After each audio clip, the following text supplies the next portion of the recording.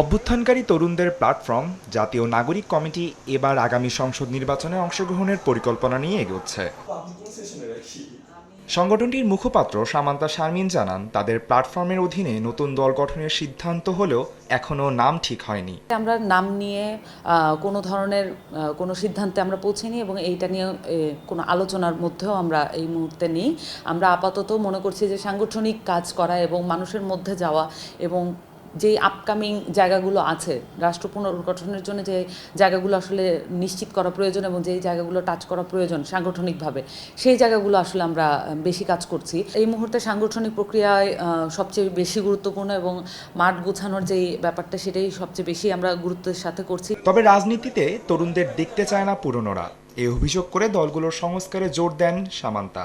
আমরা বাধার সম্মুখীন হচ্ছি, আমরা আক্রমণের শিকার হচ্ছি এবং এই আক্রমণ আসলে নির্দিষ্ট দলের কাছ থেকে আসছে।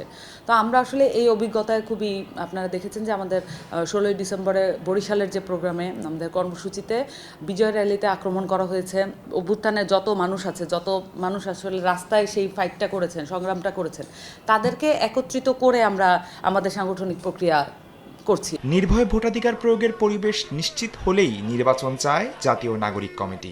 আমরা মনে করি যে নির্বাচন খুবই গুরুত্বপূর্ণ, কিন্তু নির্বাচন একমাত্র গুরুত্বপূর্ণ বিষয় নয় গণতন্ত্র প্রতিষ্ঠার জন্য। তো আমরা যাতে কোনো ধরনের বাধা ছাড়া, কোনো ধরনের আশঙ্কা ছাড়া যে এই ভোটটা আসলে আমরা যেভাবে করতে চাচ্ছি, এই নির্বাচনটা যেভাবে করতে চাচ্ছি, সেখানে আমরা আসলে কতটুকু পার্টিসিপেট করতে পারবো, এই আশঙ্কা ছাড়াই যাতে সবাই পার্টিসিপেট করতে পারে। কোনো নির্দিষ্ট মতাদর্শকে ধারণ করে নয়, সব মতকে ধারণ করে এগিয়ে যেতে চায় জাতীয় নাগরিক কমিটি। আদনান তুর্য, সময় সংবাদ, ঢাকা।